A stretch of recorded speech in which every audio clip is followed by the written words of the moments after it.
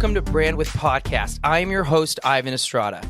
In this podcast, we will be discussing all things branding and marketing, from fashion to design, real estate, entertainment, tech, philanthropy, and much more. Nothing is off the table. We will have guests from all over the world to give you a global perspective on branding and marketing. Our goal is to dissect as many branding and marketing experts to get you all thinking about your brand by providing motivation and inspiration for you. Thank you all for listening, and let's roll.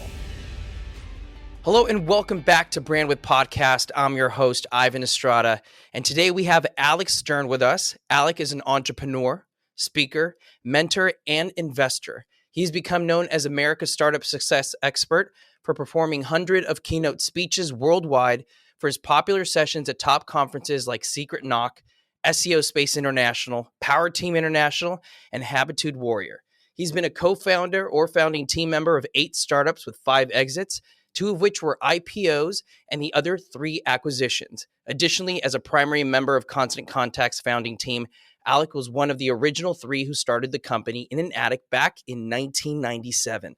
Alec was with the company for 18 years from startup to IPO to a $1.1 billion acquisition. Recently, Alec was selected to the Influence 100 Authority list by Influence magazine and was recognized as the world authority for entrepreneurship by The Credible Source. In 2020, Alec was a 2-time Visionary Award and Legend Award winner for his success as an entrepreneur for his work helping startups and entrepreneurs.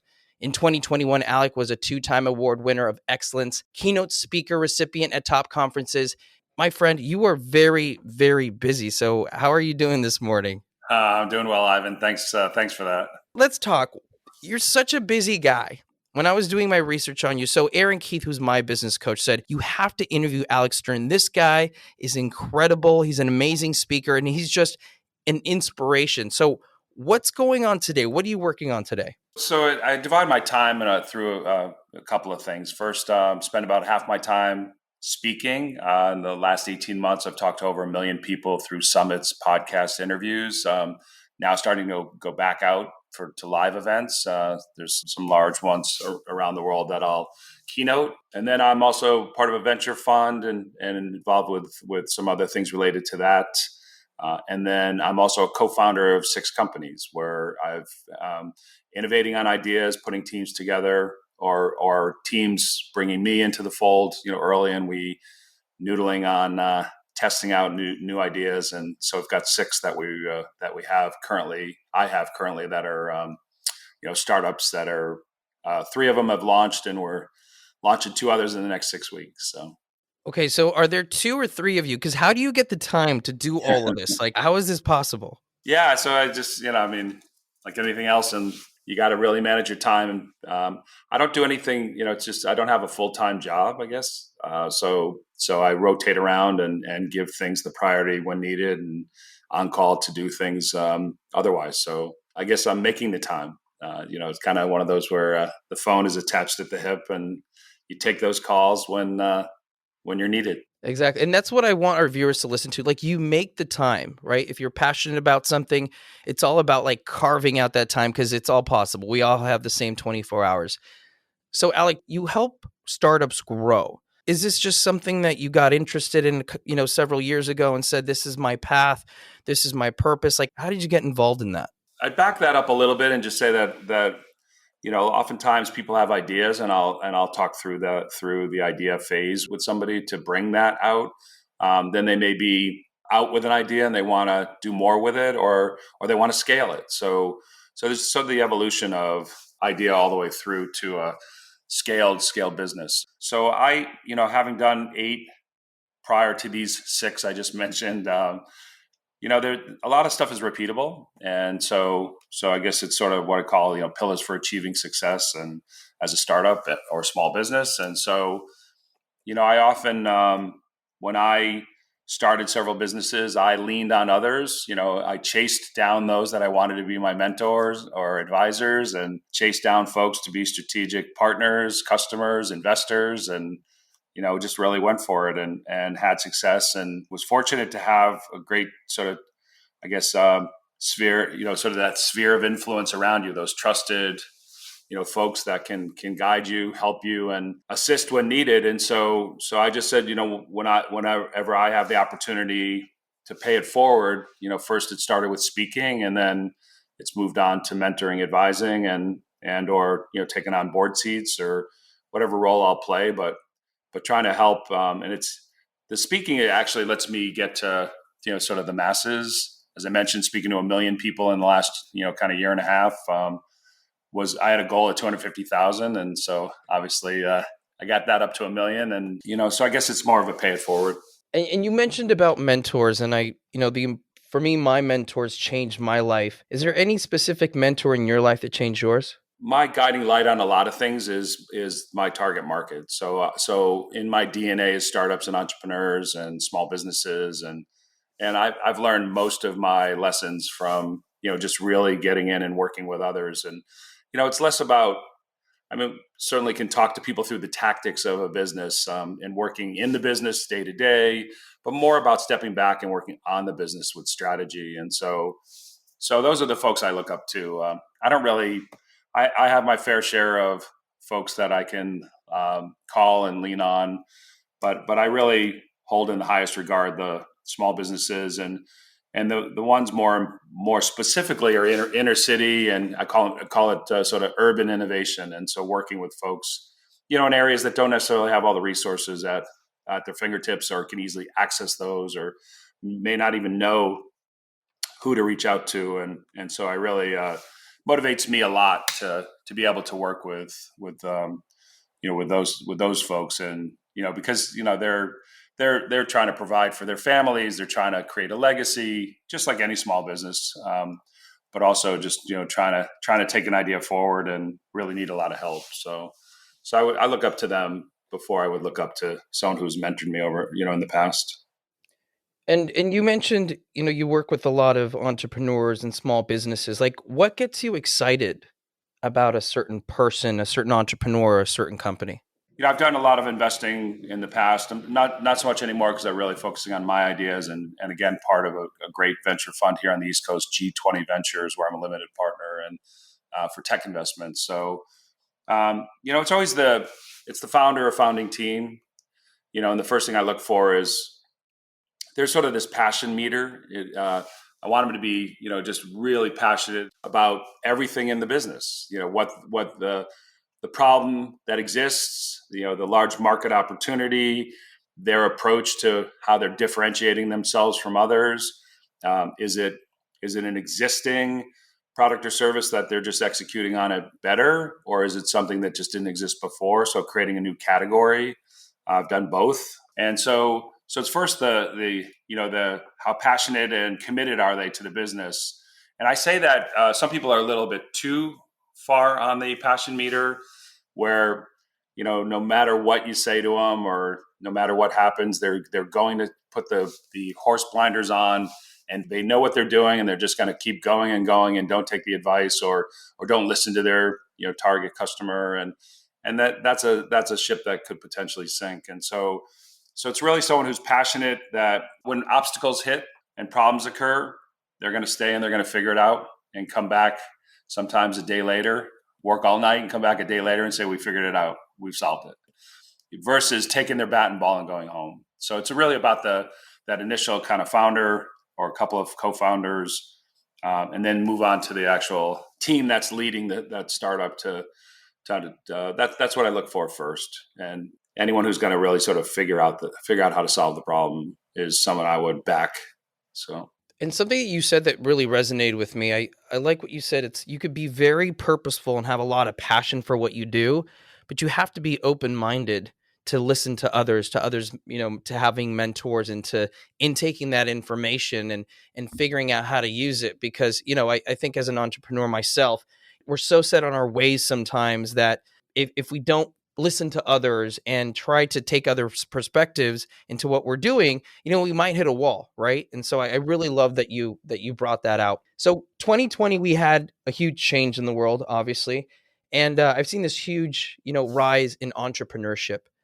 So what 3 skills do you think that young entrepreneurs really need to master to win at the game of being a successful entrepreneur? The first one I would say is the ability to listen. And if you take the word listen and move the letters around, it spells silent. So you got to be silent and present and listen no matter who it is that you're talking to. And oftentimes we're in a conversation with somebody, and let's just say we've identified our target market and we're going to go out to them and share our new idea.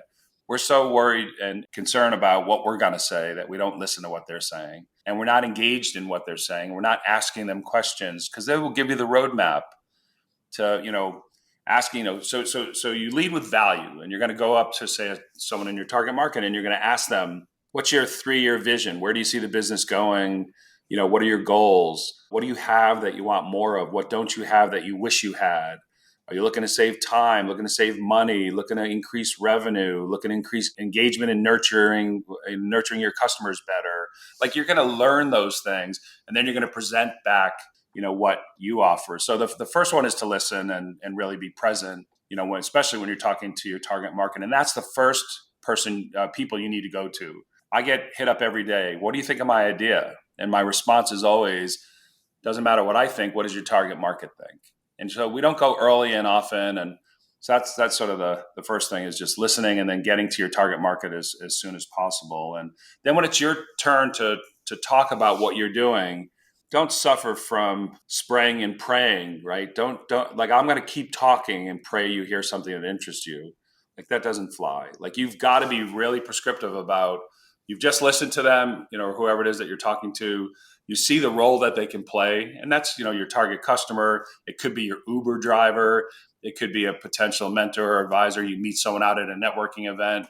Like, you don't just start throwing everything at them until they hear something that interests them. You, again, need to be, ask some questions and understand the fit that they may have. And I could tell you, I've got 3 great examples of an Uber driver who 2 ended up being a mentor for startups that I knew that they had many years of a career, successful career in their exact area. And so they could bring their expertise forward as mentors. So I connected 2 Uber drivers who were just, knocking off, getting out of the house and just doing something and meeting people. And a third one was an investor in a startup. So was looking to get involved in something and get right in his wheelhouse. So, knowing your audience and just being able to present back, small bite-sized, pieces of info versus sharing it all. And probably the third thing is, you've got to create the muscle memory for handling obstacles. So obstacles come at every turn. They start small and get bigger. And so you've got to figure out how to tackle those, because sometimes they weigh on us.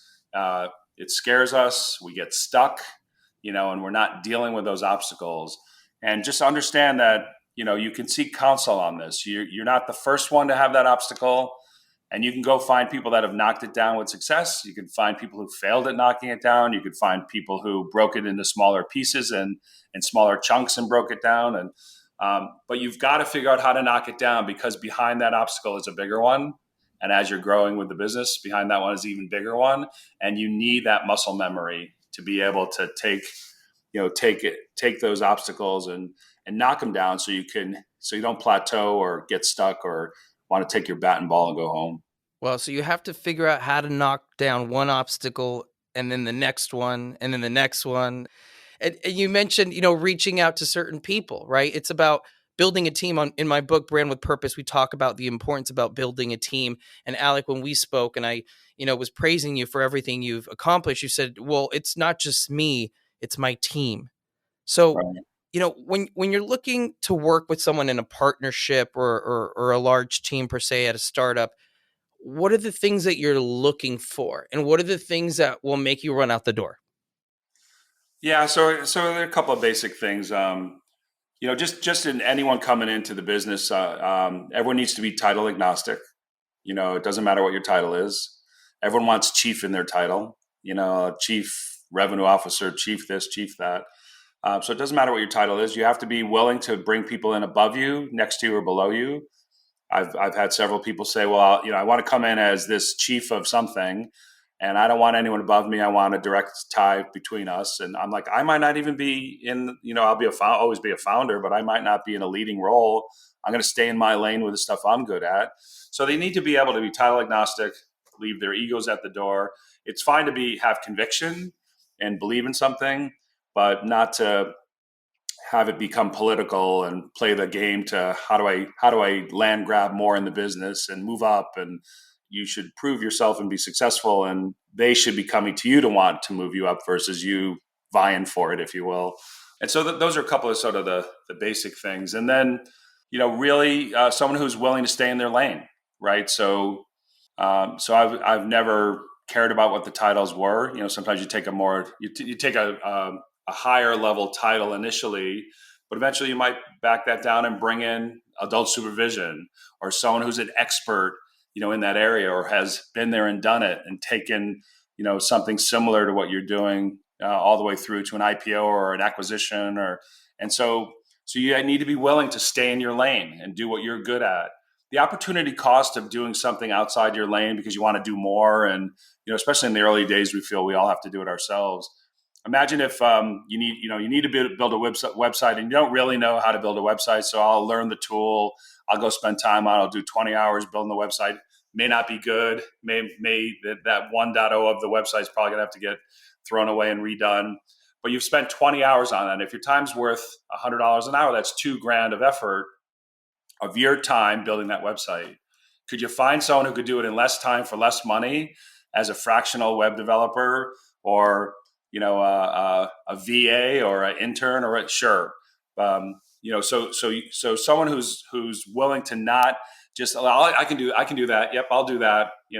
Because if you take those 20 hours and put it into what you're good at, you'll double down on success. So if you're in business development and you're outward facing and going to get strategic partners or key clients, spending time on that and getting more of that is more valuable than you taking time to learn something, to try to do something. And everyone says, well, we can't afford it, but you can't afford to focus staying in your lane.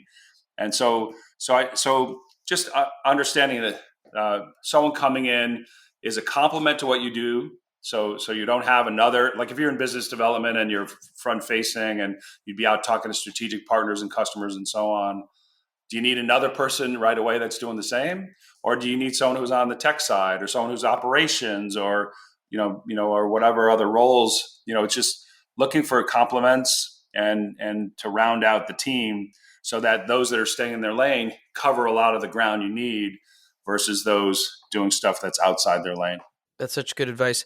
And Alec, you just took me back to the beginning of my career when you were talking about, building your own website and, doing your own marketing. When I started my career, I didn't have a ton of money, but I was a CPA. So I was all about bartering my service. I would say, look, if you can help me build out my website, I will do your tax returns for the next 5 years. How about that? And then I would go to another friend. Hey, I know that you can help me with some digital marketing ideas. How about I do your taxes for 3 years and you help me with that? So it's, there's always a way, right? We all have a certain amount of value that if you're a young entrepreneur and you don't have the finances to do it, you have other things, other networks, or even an introduction to someone that could be of value to someone else. And then back to the beginning of my career. So Constant Contact, that was my first way of marketing myself. I didn't have a lot of money. And I thought, okay, this is the best way to reach a ton of people. And as you guys know, Alec is a founder of a very small company that no one knows. Constant Contact, huge. So tell me about that. How did that all come about? Yeah, and so as you mentioned in the opening, which I appreciate, that was a gracious intro. So I've been involved with 8 startups with 5 exits. So Constant Contact's the one that most people know by name. I mean, it became a top 25 most recognized brands, and we were in the top 10. So we're right up there with FedEx and UPS and Procter and Gamble and Constant Contact. And so we were fortunate to build out something that became a household name, if you will, and certainly around small businesses, which was our target market and focus. So the original idea really centered around, there was myself and 2 others, 3 of us in an attic when we started. And so we all had been working with in and around small businesses. And so I had done 2 other successful startups that were centered around small businesses prior, but there was nothing done on the front end with marketing and helping them. Really the premise was, how can we level the playing field for small businesses against those big box competitors like Amazon and others who had enterprise tools, marketing agencies, resources. They had everything. And the small business on Main Street, anywhere around the world, didn't have anything to help them. So we wanted to level the playing field and create a self-service, easy to use digital marketing tool, email marketing to begin with, that they could. All they had to worry about was what they wanted to say, who they wanted to say it to, and when they wanted to send it, and we would take care of everything else for them. So it was all kind of under the covers, creating the, pick a template, add your colors, add your, add your logo, put your content in, hit send, and get all your tracking and reporting, and all starting with a free trial, with our first price point, $15, $20 a month kind of thing after the trial. And so we set out to level that playing field and create a new category, email marketing, self-service sort of email marketing, if you will, and for small business. So that was the original premise, and we were fortunate to stick to that. And we, and the company, grew incredibly, and we had an amazing management team, amazing board, amazing investors, incredible employees. We had, at the time when we sold the company, there was over 750,000 paying customers, 8,000 partners, channel partners, and others that were on any given day were talking about us somewhere around the world to an audience of small businesses. And by the way, just one other side note: when we started the business, we were 100% channels. We couldn't go door to door selling to small business. I went and got our four initial customers, so we could have feedback and and case studies, and eventually revenue, start to get some revenue. But more importantly, helping guide us as we were building it out. And then the rest was through intermediaries, these one-to-many scenarios of partners, large and small, that had access to our target market of small businesses. Well, that's very smart. So you went back to the consumer to make sure that they were getting what they wanted, and then you partnered up with the right people to make sure that you grew it to where you wanted it to be. Well, we went to not consumers, but to small businesses. Yeah, we went to small businesses to validate and test. And by the way, when you do this, oftentimes we want to go to family, because if I went to my mom and said, "Hey, I'm starting this new company and this is what we're doing," oh my God, honey, you're going to be so successful. It's going to be a great idea. It's going to be successful.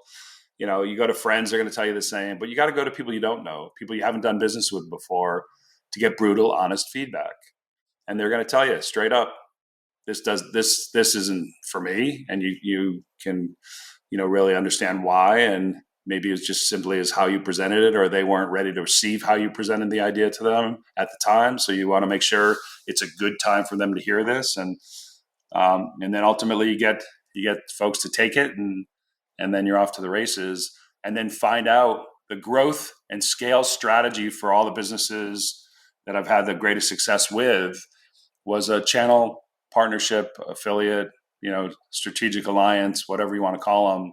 The collaborations with others to get to the target market was the secret sauce for scale. Such good advice. And so let's talk about email marketing a little bit, because I've talked to a lot of other entrepreneurs and small businesses out there, and they're like, "No, email marketing's kind of dead." I don't agree with that. Like, how do you feel about digital marketing right now, and what do you think is still possible, down the road? Yeah, so I mean, I was a top keynote speaker, as a thought leader for many years on the topic, and a top 100 influencer, and I was all of that. I'm not anymore. So I'm just going to give you my personal opinion, of what I think. First of all, just go to look at the Direct Marketing Association stats. Email marketing stats and even direct mail stats are going up. And so for anyone who's going to sit there and say that it's dead is not open-minded to the key premise of understanding where your target market's hanging out, and then figuring out all of the ways that you can touch them in a marketing mix. And so you're too short-sighted if you're going to sit there and say something's dead without testing and trying it, right? So for example, if your target market's millennials, odds are they're not necessarily using an email account. Some will, especially if they're in business. They're going to be using email, but they're maybe hanging out on the social channels, and specifically which ones. But this is all about marketing touches. And so you can't sit there, for example, if you say, well, we're going to do direct mail and we're going to do a postcard and we're going to send 10 out a month. If that's going into a home 10 times a month, they're going to go numb to it and just throw them out, or probably not even look at them. And so that's true with anything. If you're going to go on social and, for example, your target market's on, Instagram, and you're just putting out messaging, all over Instagram, they have to be in that stream of conversation to see it to begin with. And would they even look at things if so many are sent? And of course, the algorithms will make sure not everyone sees it. So you have to think about what the marketing mix is and those different touches. And email is a very inexpensive and probably one of the most cost-effective ways to add into the mix marketing touches, because it's, a lot of your competitors are probably doing it. It's the most intimate way to communicate to somebody because it goes into an inbox and it stays there. They could always refer back to it. They could forward it. They could take action from it. It's not a stream of conversation that disappears. You may get a lot in your inbox, but you'll you're going to remain there. And so there's so many businesses, millions, that have gotten success by adding that email marketing into the mix, and finding that to be one of the most effective ways to communicate, to track and report, and understand the engagement of your customers. So smart, guys. So it's all about using a variety of mediums to get to your clients. And when I started, social media wasn't really a big thing, or video. It was about cold calling, send out those newsletters, send out those mailers, magazine ads, bus ads. There's all these been like a revolution of changing mediums, and now social media, video, TikTok. What do you think is a medium that's unutilized at the moment? And what do you see coming in the future that, as a new entrepreneur, we should really focus on? Yeah. So as I said, I'm not really tracking this that much anymore. We've moved on from being in the forefront of it, and the first digital marketing tool for small business. So there'll always be new things, right? And so those just have to be tested, and it's not a shiny object syndrome. Now it's TikTok. Oh my God, let's all rush over to TikTok. You have to test this with your target market and see, understand where they are, and you can ask them. You can say, what are the top 3 things when you're going to look at for advice, or for information around your business, or get educated, or like, what are the top 3 things that you look at? And they're going to tell you, well, I get this newsletter from this association, and I love being part of this LinkedIn group, or they'll tell you things that are important to them, and where some of these new things fit in. So you have to test your way into anything, especially as new things come along, and it's not just it's. I kind of equate it back to soccer. When 8-year-olds are playing soccer, they're all it's like magnet. The ball's a magnet. And they're all around the ball. Wherever the ball is, they're all there. They're not staying in their positions waiting, and so, sometimes when these new things come out, everyone rushes to it, and not to say that's not a bad thing, but test your way into it. Really, you'll see what works best. And you might find that your target market's not hanging out on those new channels. They may be, but you have to test your way into it. And a lot of the ones that have come out are fun, right? You can have some fun with it, and you can humanize your business and let the customers know your voice as a company.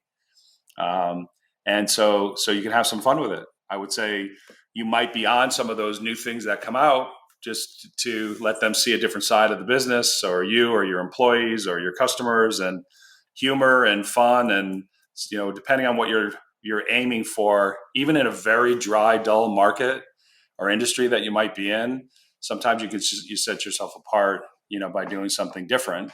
So some of those options may be a good way to let people see a different side of the business. Awesome. Well, Alec, you gave us so much to think about. I know my head's spinning, and I'm sure our listeners are spinning as well with so many great ideas that you gave us. Anything else that you would like to talk about, or anything that I didn't cover that you think is important, that you think our listeners should really pay attention to? Yeah. So I'll just touch on a couple of quick pillars, for achieving startup success that I sort of speak about often. So the first one is a no means not now. And so by that, when I was a kid, on a hot summer day, I'd go ask my mom for an ice cream. She's like, no. She'll give me all the reasons why I shouldn't have an ice cream. You'll ruin your appetite. This, that, and the other. We're having dinner soon. And then I do a couple chores, help her on a project. And I'm like, Mom, can I have an ice cream? Oh, yeah, take two, honey. You've been great. So I knew how to take a no and convert it to a yes. And so in business, we get those no's at every turn. And don't be deflated. Don't feel, like we're going nowhere. If I had $1 for every no I've gotten in my career, I could have retired. So the bottom line is you want to figure out, why did you get the no? So sometimes you can ask for feedback. Feedback's a gift. Can I just ask why this didn't resonate with you? And they'll say, my head's not in it right now. I'm just really busy. And I just, honestly don't have time for this. So it was bad timing when you presented it, or I just don't really get the value. Okay. So it's how you presented it. Right. So you'll learn from those things, but you could also ask of folks, and I've had investors who said no. I said, can we stay in touch? Can I periodically, and you can ask kind of what duration makes sense, like monthly, can I just send you an update on kind of our progress? Would that be okay? And I've turned several no's into yeses just simply by staying in touch and keeping them informed and let them learn about kind of the progress of the business. And so a no means not now, and don't be deflated by the no. The second one is really around when we're starting out, we're very wide-eyed to want to do everything to help our target market. So we've identified who our target market is, and we start to build something. And so I've just spoke to a startup yesterday, and they presented to me 8 things they want to do for their target market, and they haven't even launched one yet. So the bottom line is, I call it the bicycle wheel syndrome. So if you had a bicycle wheel and every spoke on the wheel is another idea, we all suffer from the bicycle wheel syndrome, but we just want to do all these things for our target market. And I myself have been in that exact position. And we can also do this, we can also do that. And oh, by the way, when we can also change that over here and do it a different way. And and the bottom line is you put all those things on the shelf, but you got to find the one core thing, the one spoke, the bullseye on the dartboard of what you're going to launch with and what you're going to start to get some feedback, case studies, success stories, potential revenue, because it's really important to nail that down and start to get the flywheel of the business going, start to make some money. And eventually, if it's a lane of a highway, you're on a lane with that one idea, then you got to say, okay, what of those other ideas we had, those other spokes, are adjacent in the lanes next on either side, next to our current core thing we're doing. And then those things you look to bring out, because they might be 85% a lot of the same core stuff underneath the covers, with a few tweaking, maybe marketing messaging and how you communicate it or whatever. And so you bring those out, and eventually you can work on things that are outside in other lanes, or potentially on a different highway, or a different highway in a different state. There's a lot of large companies, Nike and others, great examples, that have moved from their core thing initially to stuff that's totally unrelated. But as a startup, you will not succeed, nor will anyone really take you seriously if you're going to sit there and say, here's the 6 or 8 things we're going to do. Like, you got to really talk about that one core thing, and then what's adjacent to it, and how you're going to go kind of to the lanes next to it to grow your reach to a target market, or to a different vertical, or something that maybe your initial idea doesn't get to completely. And so a lot of people will suffer from the bicycle wheel syndrome and take it all the way through. And I hear it all the time, and they're like, but we can do this. We can do all these. And it's like, but you haven't launched one, and you're looking to get funding, and no one's going to take you seriously if you're trying to do too much. And they're going to say, well, you'll be a master of none. You're going to give you money, and none of them are going to launch because you spread it out too thin. Wow. Woo! There it is, guys. Oh my God. That was great. That was awesome. Well, Alec, again, thanks for joining us today on Brand with Podcast and sharing all your amazing knowledge. If you would like to know more about Alec and connect with him, you can visit alecspeaks.com or find him on Instagram at alecspeaks. The rest of his social media links will be in the podcast description. And trust me, you want to check him out.